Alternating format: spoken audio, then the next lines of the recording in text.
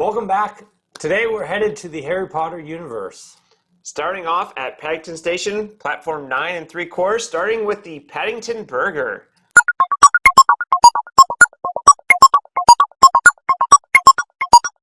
Now, Paddington Station is famous for when Harry Potter actually meets the Weasley family before he begins his journey to Hogwarts, and they show him actually how to go through platform 9 3/4 to get to the Hogwarts Express, which is another location we'll go on today. All right, so you're going to show me how to eat this burger through the table, or? Yeah, through the table. That is a monster burger. All right. To-go Paddington Burger.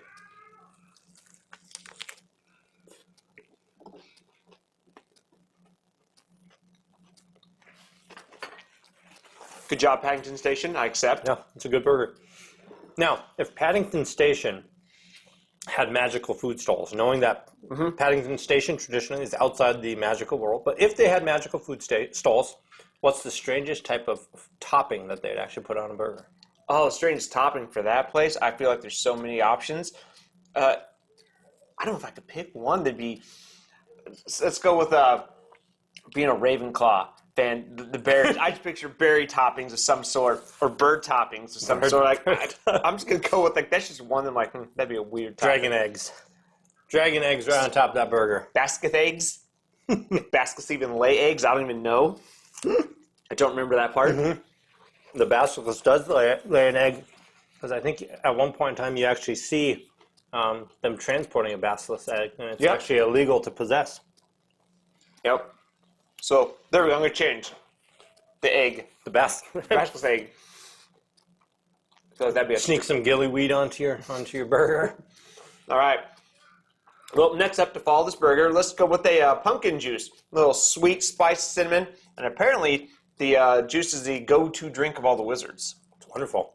It's actually mentioned at all of the Hogwarts feasts, but J.K. Rowling actually doesn't ever give an official recipe that goes with it, but it's kind of themed after the idea of a pumpkin cider almost. Not a butterbeer, but a pumpkin cider.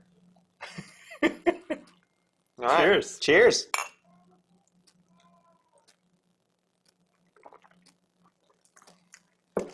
See, not too cinnamony for you. Even with the cinnamon stick in there, just for me. Cinnamon's my favorite. Seems like somebody's plotting against you over there. Because I got the cinnamon stick just so I could definitely taste the cinnamon. Thank you. All right. So if pumpkin juice was seasonal, would witches and wizards line up for this? Would this be like our pumpkin spice, you think? I've never been one to really understand the craze as to why everybody lines up for pumpkin spice lattes in the fall. You can have pumpkin spice literally any time of the year if you get it and make it at home. But I'm going to assume that they're going to follow the same social norms. I think start they have lining up for it, and I would say the wizards, they have to. If it's a seasonal thing, you have to go crazy for the seasonal option, especially served in pumpkins.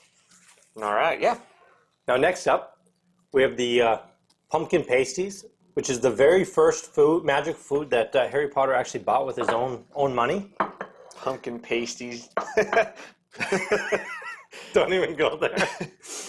Now, pasties actually have the roots in Cornwall, where the miners would actually take more like a savory version of the pasty down into the mines, and J.K. Rowling reimagined it into a pumpkin-style dessert. All right. Cheers. Let's see what happens.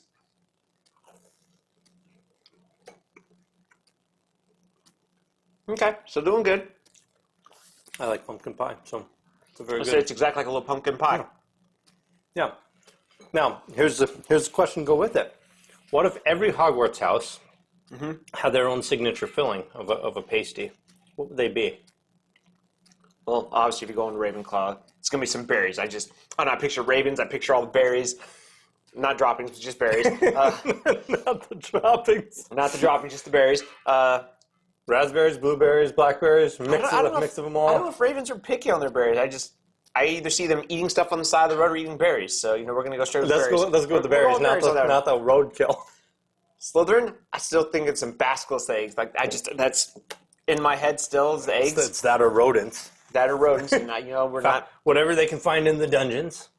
Yes, whatever's down there in the corridors. What about Hufflepuff?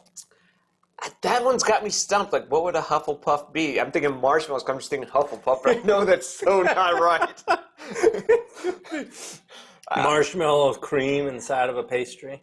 Yeah, and then a Gryffindor, you're thinking a big line. It's got to be something meaty, something tough. Just a full savory. They're Full not even going like a dessert. Yeah, I don't know what that one's going to be either, but that one's going to be a tough something. That one's going to be powerful. It's got to be. All right. Well, last up we got the chocolate frogs. Hope you guys just don't jump off our plates because that's kind of what I remember from the stories. From the movies. Movies and stories is chocolate frogs jumping everywhere. Now, the chocolate frog, of course, famous wizard candy. It's known for coming with a wizard card. You'll notice even inside your little box you got. Oh, I get a wizard card. Yeah.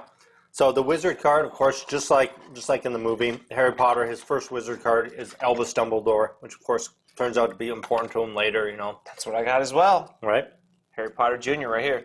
Rowling actually based the wizard cards off of the old candy makers that would include trading cards within their candy back in the 1800s. All right. Ah, he jumps. He moves. Here we go. It would be you to lose it. Uh-huh. Go big or go home. Shove the whole thing. Mm-hmm. He ain't gonna move now. Ooh, peanut butter. Mm-hmm. I never knew These ones are peanut butter and jelly themed.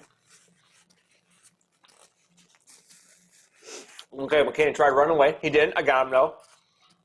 If one of your snacks, though, was going to suddenly come to life, like mine just tried to, which one of the houses would be the worst one? Let's see, for me, anything I could see the Slytherins as liking like spicy food, like a jalapeno popper or that. Yeah. Do you imagine a jalapeno popper chasing you down the hallway? I would eat the crud out of that thing. It wouldn't have a chance. So, yeah. Biting at your heels, maybe popping It bites a little me, bit I like a bite right firework. back. I could go with the jalapeno popper chasing me. It's so much easier to find them that way. Well, thank you, everybody, for joining us today for some Harry Potter, different foods, some lore, a little bit of whimsy, and we look forward to seeing you next time.